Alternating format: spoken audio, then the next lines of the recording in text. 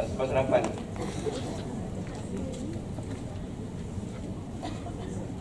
Ini susah jelas.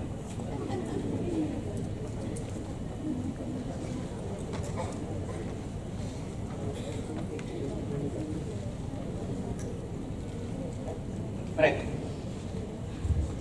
Ini first day kan? First day kan? Ada yang ngantuk lah? Belum ya? Right. So hari ni saya punya session on systematic literature review.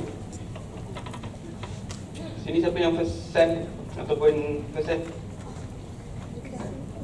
Siapa yang baru tak daftar ni? Tapi CT kita nak sambung. Siapa yang dah sem 2, sem 3? Okay. So systematic literature review ni honestly siapa yang pernah dengar? Yang tak pernah dengar langsung? Oh, tak nak angkat tangan. Right. So I bet yang sepanjang you mengajar belajar nanti dan you akan nampak banyak kali benda systematic literature review ni. Alright. Systematic literature review ni is a basic process sebenarnya dalam you punya pengajian. Dan kalau you tak tahu buat systematic literature review, a big questions on the gap yang you develop. Angkat pula benda ni lagi.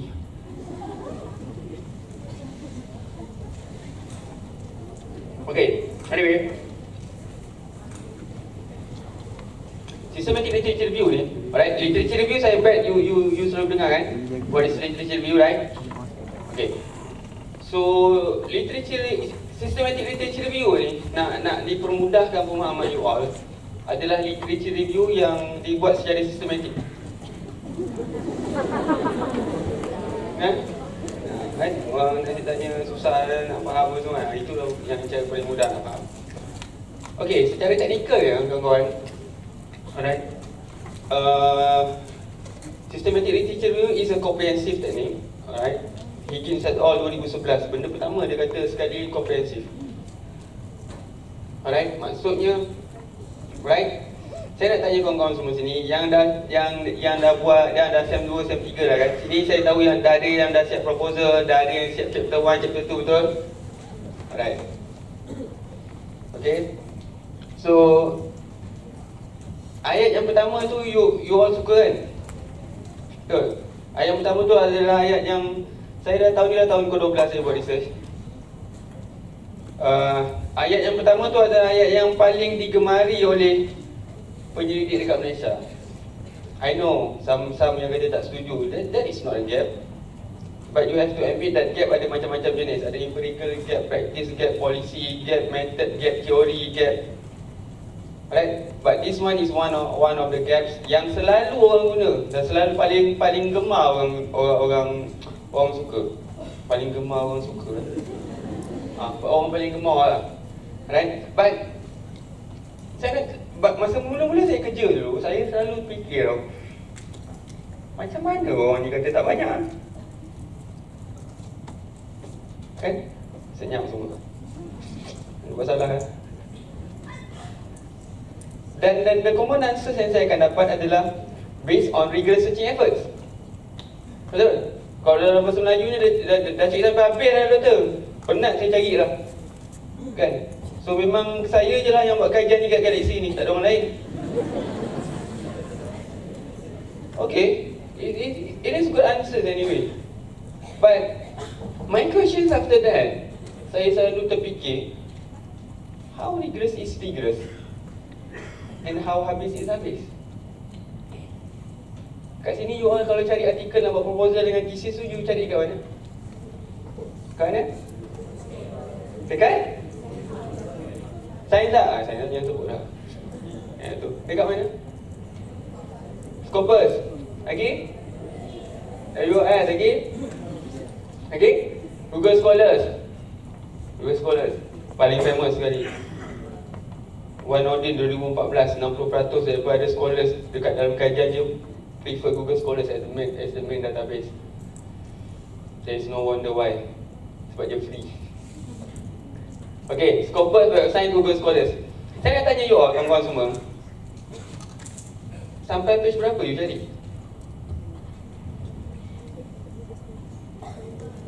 5. Okay? Sampai page berapa? Okay? 5 paling banyak dan paling kerap saya dengar. Ada lagi tak? Kita nak jawab dulu. Kita saya tunggu. Jangan jawab langkah.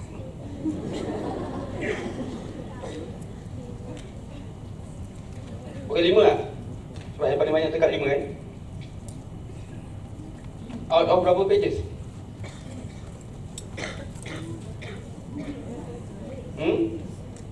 Out of berapa pages?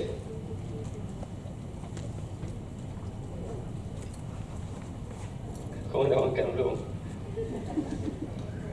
Out of berapa pages? 5 out of berapa pages?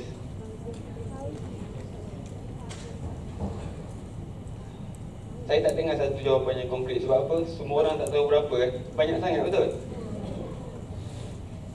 Katakanlah 100 je lah. 100, saya ambil 100. Mungkin lagi banyak, mungkin lagi sikit. Katakan 100 je. Okey, you cari daripada sampai 5 page, page ke-5, daripada 100 pages, based on 5% pencarian, dan you claim lack of studies. You get what I mean?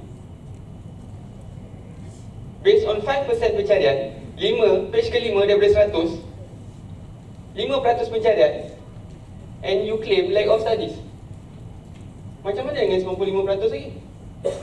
Macam mana you boleh buat satu justification yang konkret sehingga ke hari ini tidak banyak lagi kajian yang dilakukan, padahal cari sampai page 5 je. Lagi 95 tu macam mana? Tu pasal saya selalu merumuskan bahawa ayat yang pertama tu selalu diada-adakan oleh penyelidik, alright, untuk menyedapkan hati dia bahawa kajiannya ada gap yang berdasarkan atas satu dasar ketidakpastian. Asal ada cukup lah. Betul? Kan? Asal ada cukup lah. Nanti nampak lagi apa?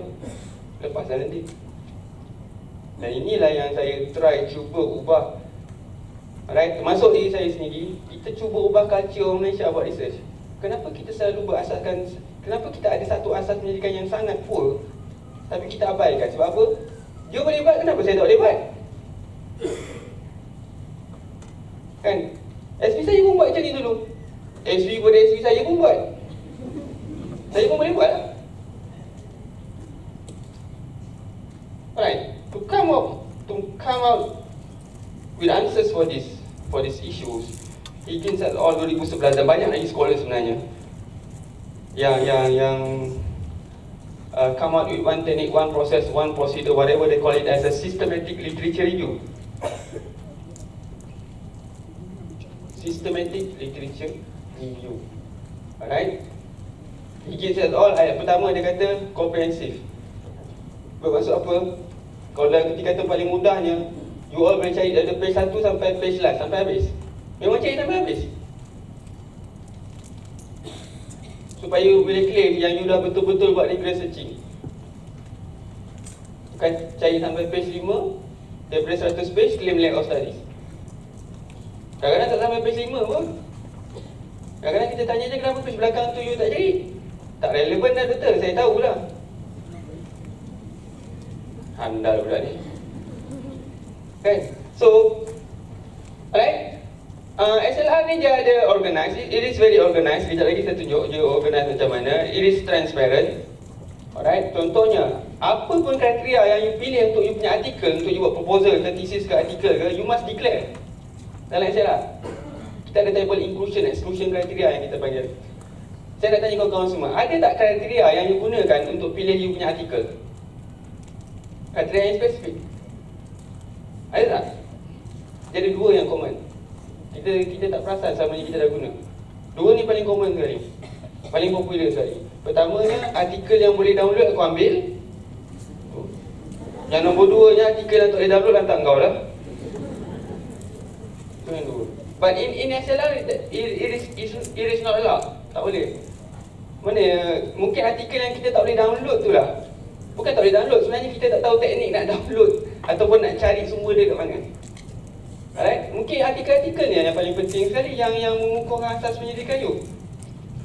Alright. Dan replicable procedures.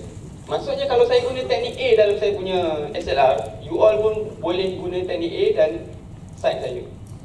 Alright, anyway, systematic literature review ni sebelum saya pergi lebih jauh, dia boleh guna satu untuk you punya thesis dan dua untuk buat artikel.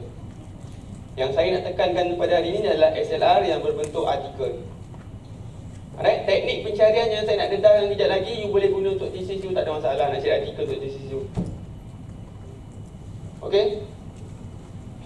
So, kita ada beberapa jenis, alright, beberapa jenis artikel review.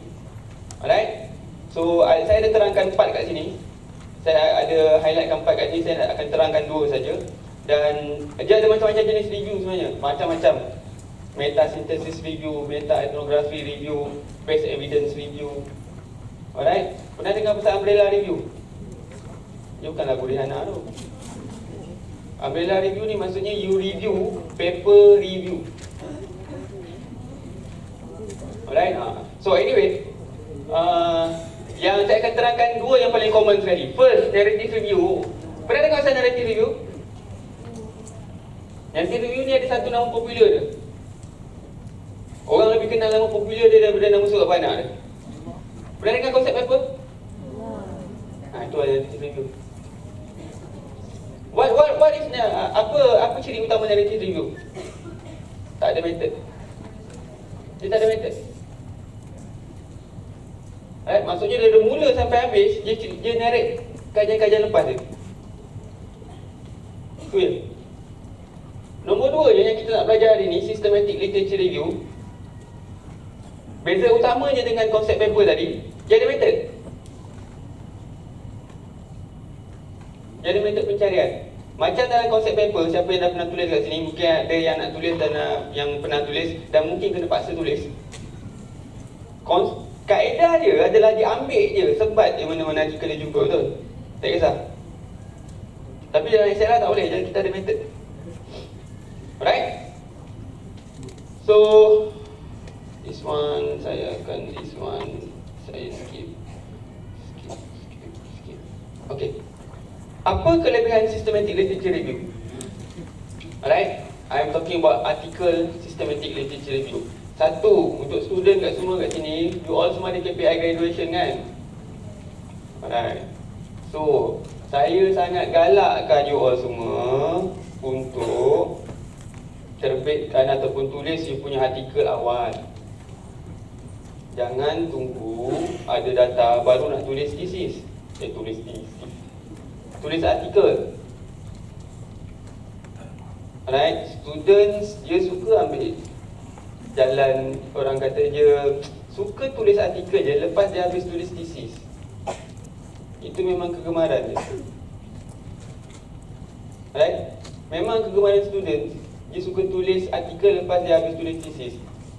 Jadinya apa? Dia akan tulis dalam keadaan tergesa-gesa. Sebab apa? Sem depan tak nak bayar yuran.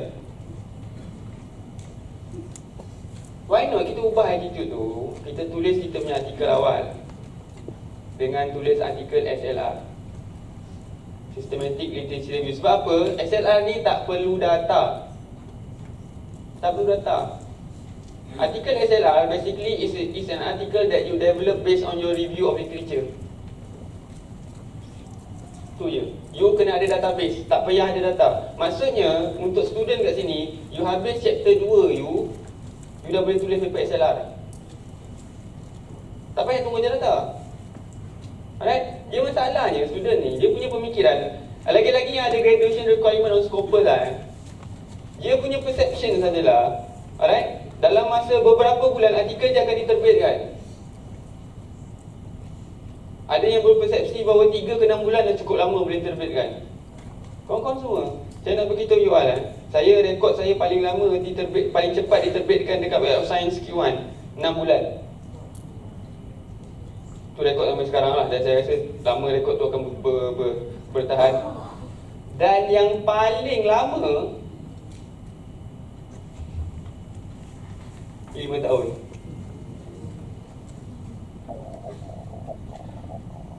I've been once saya punya artikel rejected after 26 months been reviewed. Dan ada student yang lagi bajet-bajet kan, bajet-bajet cantik, bajet-bajet comel datang dengan saya kan, ada tak doktor jurnal yang 3 ke 6 bulan terbit, saya nak grade cepat ni. I no answer for that. Kalau nasib you baik, you dapat. Kalau nasib you malang, you jadi macam saya lepas 5 tahun. Betul. Dan baru-baru ni, baru bulan lepas 23 bulan review, rejected. You sanggup tunggu 23 bulan nak grade. Sebab universiti sekarang become more lagi strict kan. Ada yang memang tak kasih grade selagi tak ada artikel publish. Betul? UM siapa UM ni? You all way of science kan? Requirement kan? Okay. Alright. So penerbitan awal SLR boleh tulis awal, tak payah ada data. Alright.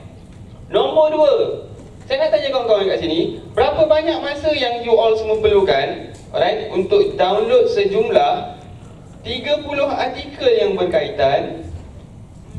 Alright. Contoh berapa banyak masa yang you perlukan untuk download sejumlah 30 artikel yang berkaitan untuk you review? Berapa lama?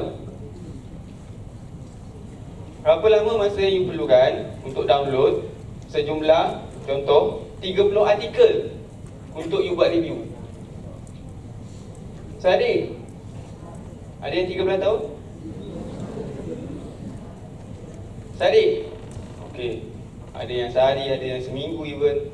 Dengan guna teknik SLR, less than 2 hours. Yap, dia melekat lah. Okey. Macam mana? Saya bagi secara teori dulu Okey. You cari paper systematic literature review dalam bidang kajian yang you kaji. First. Alright, macam mana nak cari artikel secara pukal untuk you buat review? Maksudnya you tak payah cari satu-satu dekat Google tu. Tak payah. Guna teknik systematic literature review macam mana? You cari paper systematic literature review on bidang kajian you. Contohnya, saya buat pasal climate change adaptation among farmers. Alright, dan saya buat paper systematic, dan saya akan cari paper systematic literature review on climate change adaptation among farmers. Betul? So bila saya dah jumpa artikel tu, saya akan download that artikel, saya akan pergi dekat table of finding dia. Dekat table of finding ni, saya nak beritahu awal, tidak semua artikel SLR ada. Alright, dan ia tidak uniform. Maksudnya dia tak seragam lah, dan you kena cari. Alright. So apabila you dah dapat that article dan pergi dia punya table of finding, dalam table of finding tu, kebiasaannya authors akan cite, dia akan demonstrate semua artikel yang dia review. Dia akan cite semua paper yang dia review. Bermaksud kalau dia buat SLR on climate change adaptation among farmers, dia akan review paper apa? Paper on climate change adaptation among farmers, dan you pula buat on climate change adaptation among farmers. So ambil artikel tu tak ada masalah. Boleh ke teknik tu doktor? Boleh. Itu yang kita panggil citation tracking and reference tracking.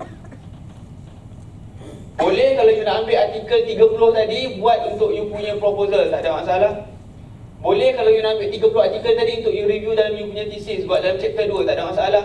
Tak boleh kalau you ambil 30 artikel tadi, sebiji 30 artikel tadi, you buat another paper artikel SLR. Itu tak boleh.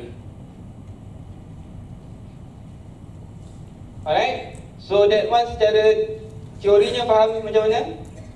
Sebelum saya nak demo. Okay, saya demo.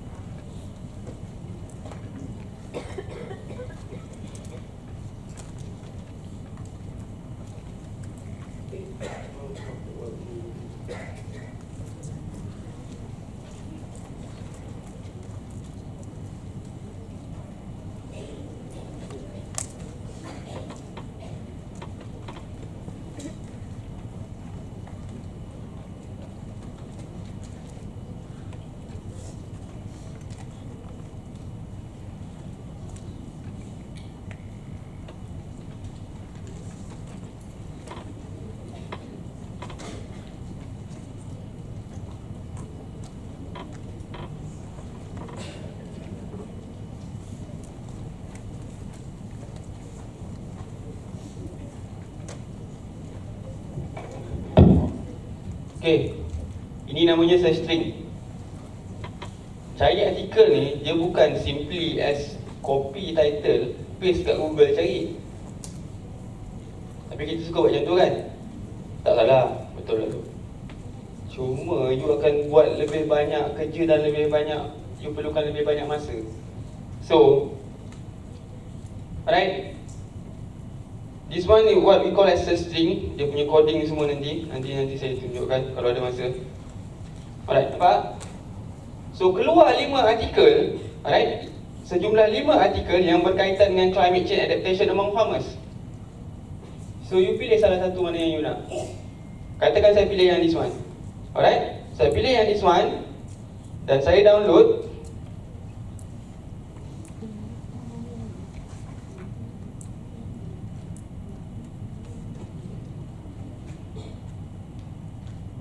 Okay, saya download this artikel. Paper siapa ni?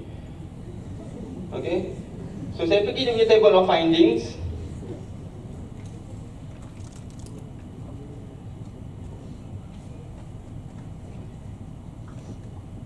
Alright, pergi table of findings dia, cari table of findings dia, nampak tak?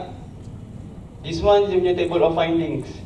Dalam table of findings ni, dia ada listkan sejumlah 38 artikel yang dia review. So you dah ada list 38 artikel untuk you buat review juga. Tak payah pergi kat Google dulu cari satu-satu. Artikel ni boleh download, alhamdulillah, boleh download, alhamdulillah, terima kasih. Tak boleh download, korang hajar ke dekor.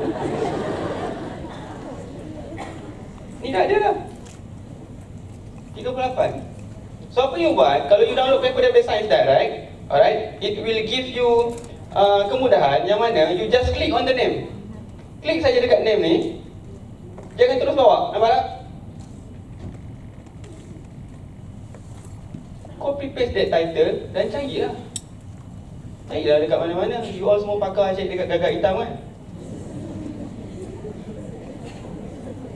Kan? Yang ketawa-ketawa lah, yang tak tahu tu tak boleh bagi kat public, bahaya. Tak tahu ni tanya kawan-kawan.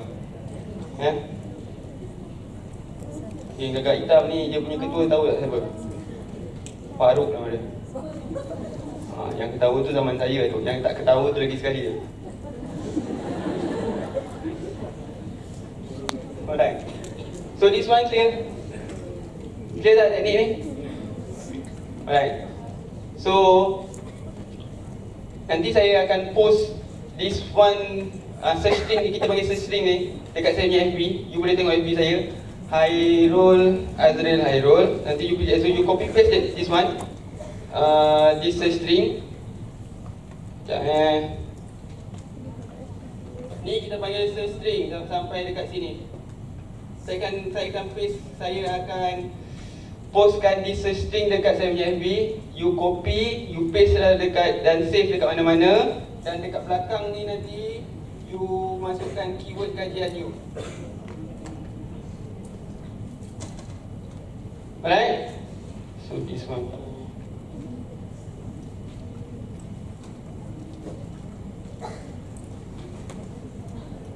Ni gambar orang tua ni, yang tak apa handsome ni. Ni FB saja. This one.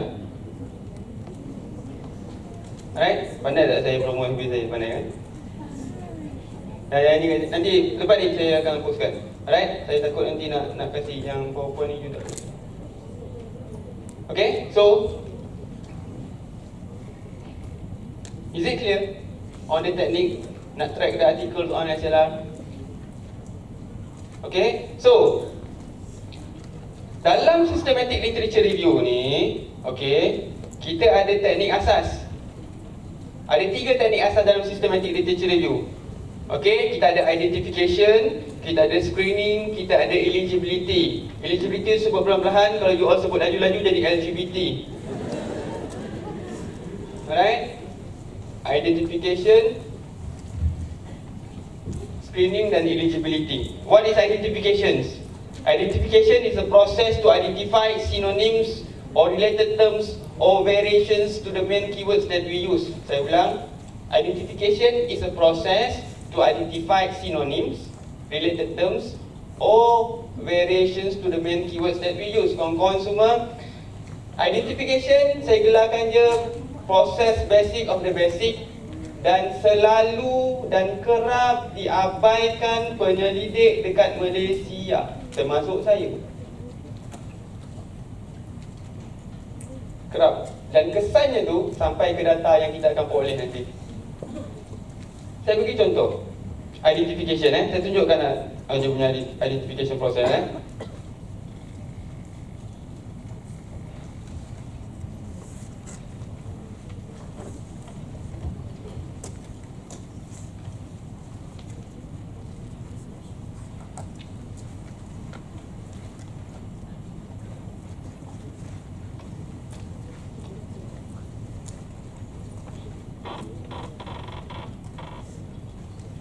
Okey, katakan saya tengah buat satu kajian pasal coastal erosion. For example, saya tengah buat satu kajian pasal coastal erosion, dan saya cari dekat Google Scholars, saya jumpa 25 artikel. Saya jumpa 25 artikel dan saya claim lack of studies. Saya kata dekat galaksi ni, aku je buat kajian ni. Alright? Coastal erosion, cari kat Google Scholar, jumpa 25 artikel dan kita claim lack of studies, kata-kata keramat tadi. Alright.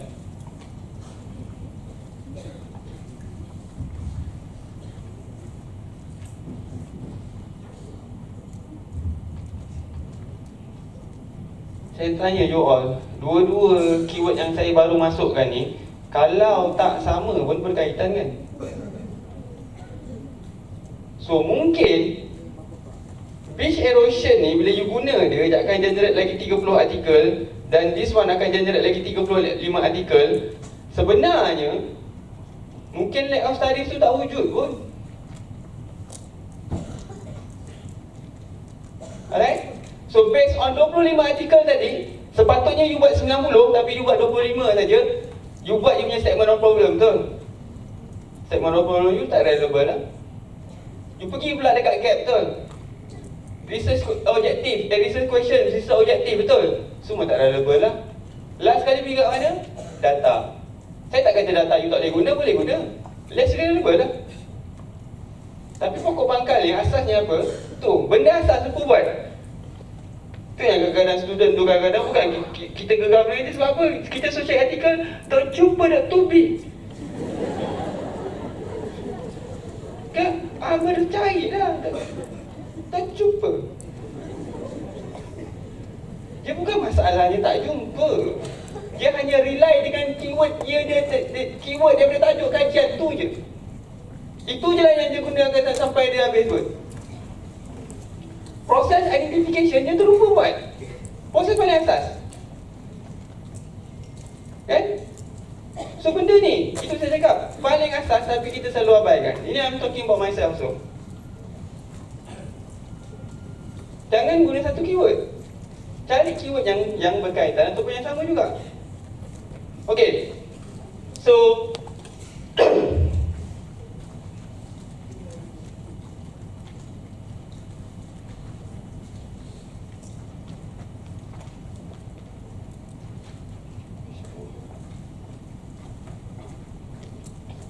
okay, so proses yang kedua kita ada screening. Alright, what is screening? Screening is a process to include or exclude articles. Maksudnya kita dah start include or exclude articles yang kita dapat daripada identification tadi based on kriteria yang kita tentukan. Alright, kita ada kriteria-kriteria kita. Okay, dan kriteria-kriteria ni kita yang tentukan sendiri based on the needs of Okoli 2015. Dia kata apa? Kriteria apa yang sepatutnya dimasukkan? Okoli kata pilihlah mana-mana kriteria pun, asalkan you all boleh justify that kriteria dah. Okoli kata macam tu 2015. But I'm referring on Kitchener Mercatus 2007. Dia kata apa? You select any criteria that help you to answer your research questions. Maksudnya apa? Contohnya, saya punya research question, apakah tahap adaptasi nelayan terhadap impak perubahan cuaca di Malaysia? Disebabkan ada perkataan Malaysia tu, salah satu kriteria yang saya pilih adalah negara.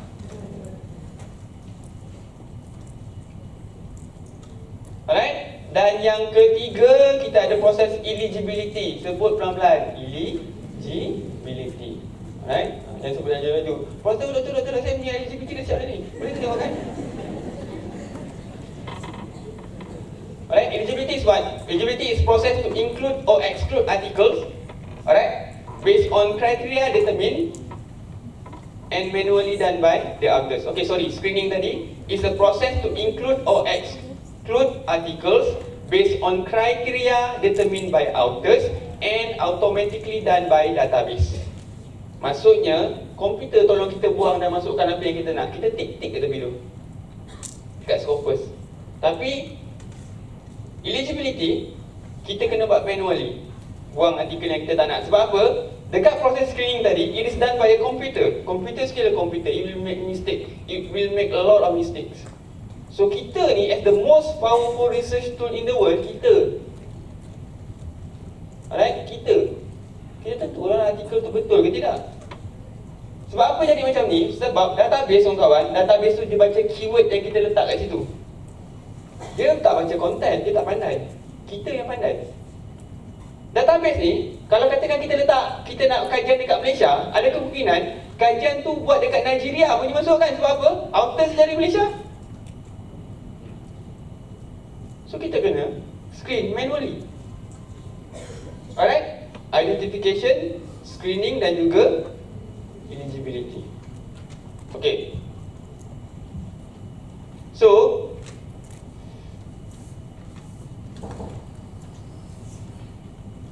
tengok sikit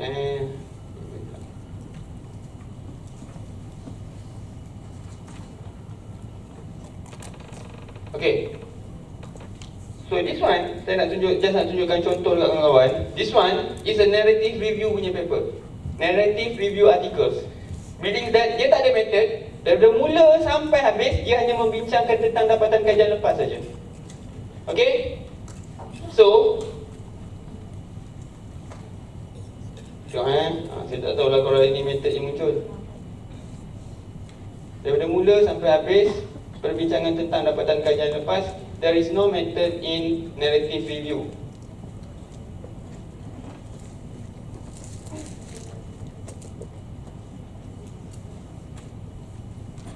Alright, tengok.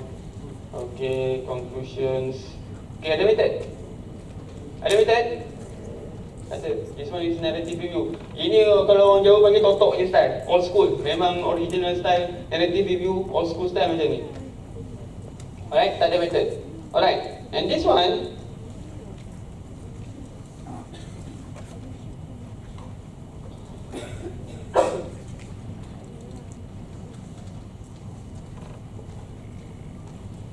this one is also a concept paper, narrative review, but I call this one as a hybrid review. Alright, sebab apa hybrid, kejap lagi saya cerita. But anyway, paper ni yang paling saya sayang sekali dalam career saya lah, sebagai researcher. Saya sebelum tidur, saya cium paper ni. Sebab paper ni yang 5 tahun tu. Marine Policy, Q1 Web of Science. Alright, so kenapa saya panggil dia as a hybrid review? Sebab walaupun paper ini adalah narrative review, nampak tak? Dia ada method. So konsep paper ni kawan-kawan, bukan dia tak bagus. It has several advantages. But pengalaman saya paling takut kalau reviewer tanya soalan ni. How confident are the authors that he or she has conducted a rigorous searching efforts on the existing literature? I have no answer for that. Sebab apa? Narrative review, konsep paper tak ada method. Saya tak buat rigorous pun, saya sapu je artikel yang saya dapat. Kan? So, saya jawab dekat reviewer saya. Saya dah guna Google. Dia jawab balik kat saya, kenapa tak guna Yahoo? So the answer, that reviewer is very kind person. Dia bagi saya jawapan kepada soalan dia. Jawapan dia adalah buat method. Simple one.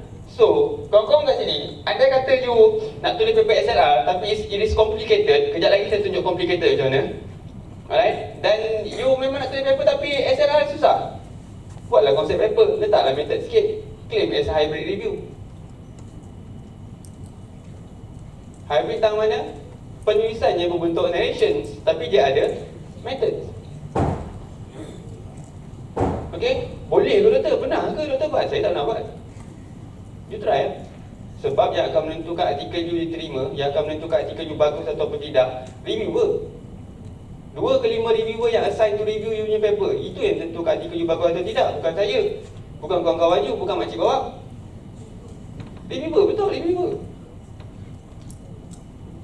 People say that kalau guna SPSS dia sekarang susah lah tembus. Reviewer tak nak pandang pun. Dia koyak-koyakkan artikel kita benci. Saya hantar guna SPSS, guna independency test, satu data pun tak signifikan, terbit je dekat website Q1. Sebab apa reviewer saya kata okey lah. Reviewer ada diverse perspektif. Reviewer bukan satu je perspektif je. Ada lebih kurang skop, ada lebih kurang 26,000 jurnal. Lebih daripada 22,000 jurnal. Web of Science ada lebih daripada 16,000 jurnal. Takkan semua reviewer dalam jurnal ni ada satu je dia punya views. Artikel you kena reject kat sini, you letaklah tempat lain. Takkan semua ada pemikiran yang sama. Artikel you hantar jurnal, artikel dekat jurnal dia kata tak bagus apa semua kan, tukar apa semua. Yang ini mungkin kata okey. You don't know your luck. Tu pasal saya kata publication always mean ada element of luck dalam tu.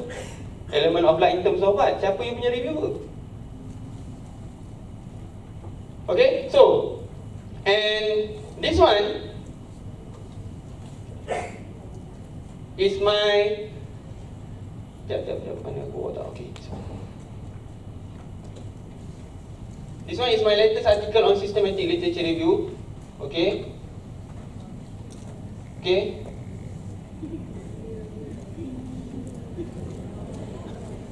So ada orang jumpa saya, artikel ni you punya tajuk kena menampakkan kesarjanaan. Nanti senang nak terbit dekat you punya, dekat Q1 Web of Science. Okay, saya pun macam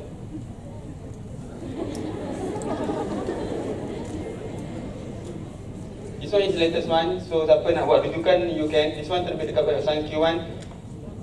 Top 10%. Tahu top 10%? The best top 10% dalam bidang tu.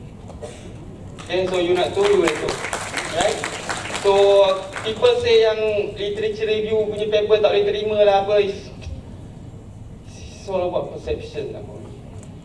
I've been in this field, in research for almost 12 years lah. Saya kata, if you got ideas, you try your luck lah.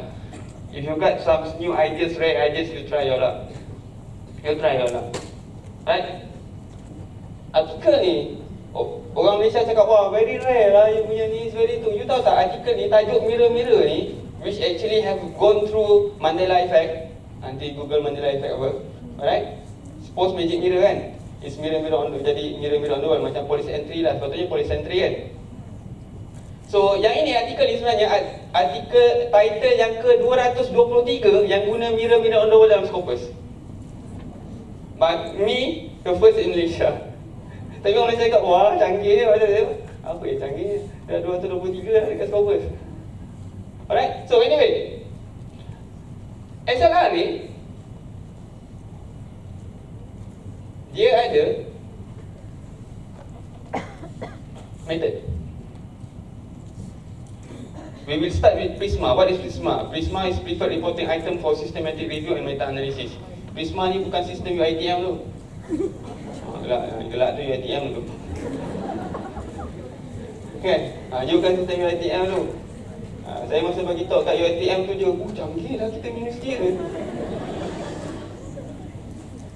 Alright, Prisma ni macam satu user manual ataupun buku guideline lah, dan yang guide authors apa yang perlu ada dalam dia punya artikel review.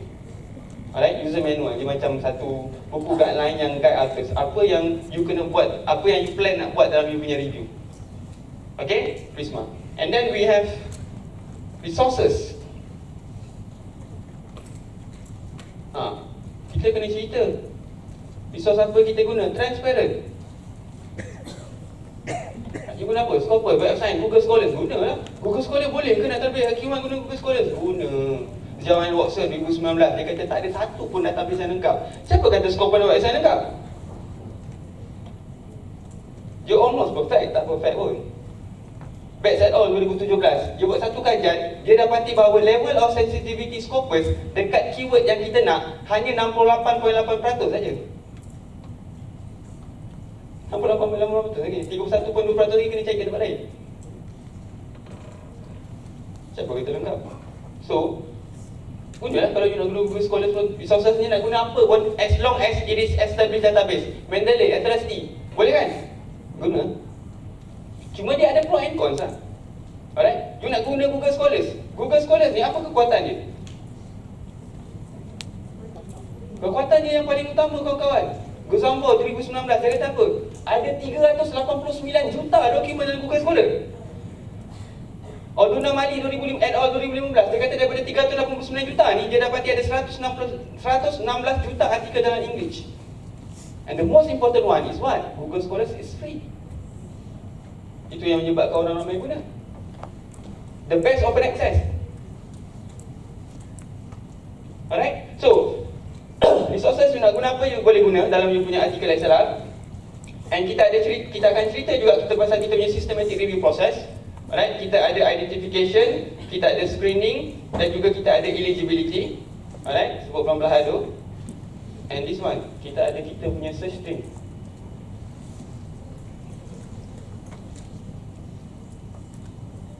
Kita bukan just step back title letaklah Google apa, cari. Kita ada kita punya algebra sendiri. That one kita panggil search string. Dia ada beberapa coding dalam tu. Satu field code function, truncation, phrase searching, boolean operator. Dengan satu lagi apa? Wildcard. Alright, you gabung semua ni, you boleh cari semua keyword dalam satu pencarian je. Tak payah banyak-banyak, tak payah cari ulang kali. Alright, dan dalam SLR ni juga, you ada inclusion dengan exclusion kriteria. You kena ada kriteria kalau you nak pilih artikel. You tak boleh hentam promo, pilih mana you nak. Artikel yang ada sebat. Tak boleh. Kalau you nak buat SLR.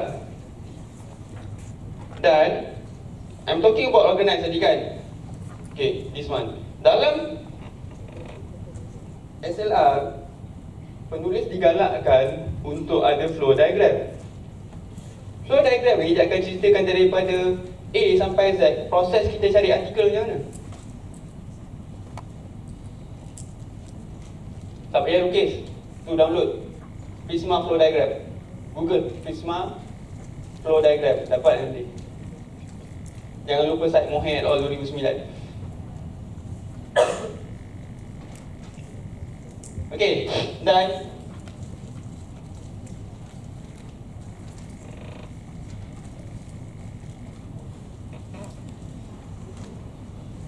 tu, berapa artikel yang saya review?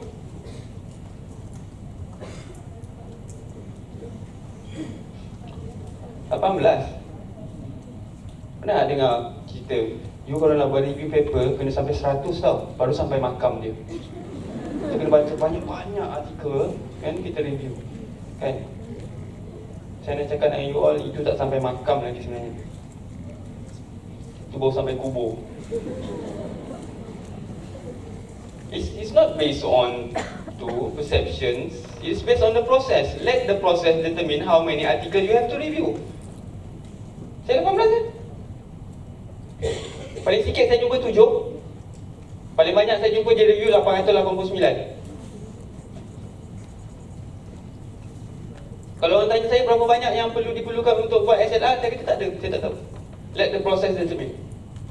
Dapat 7, dapat 10, 10 lah yang buat, dia review. Apa nak review sampai 2 atau 3 tu?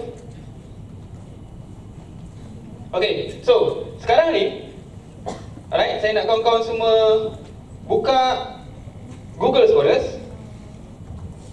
Info boleh kan?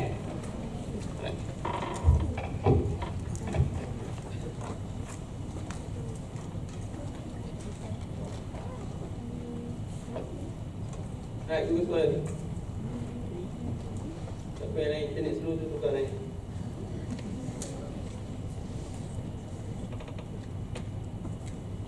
Right, dah. Okay, nampak tak this one symbol? Nampak symbol this one? Alright. So sekarang ni kita cuba praktiskan search string dalam Google Scholar. Siapa kata Google tak boleh buat? Boleh buat. Klik advanced search. This one.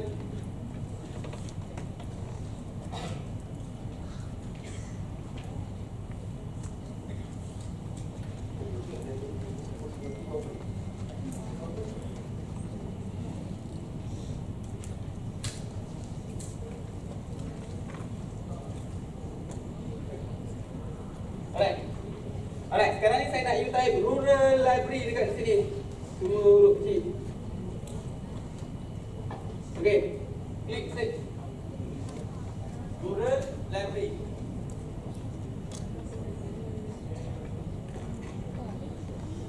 Nampak tak? This one. Nampak? Rural library. Alamak. Okay. Dah. Okay, klik search. Ada berapa dapat? You dapat?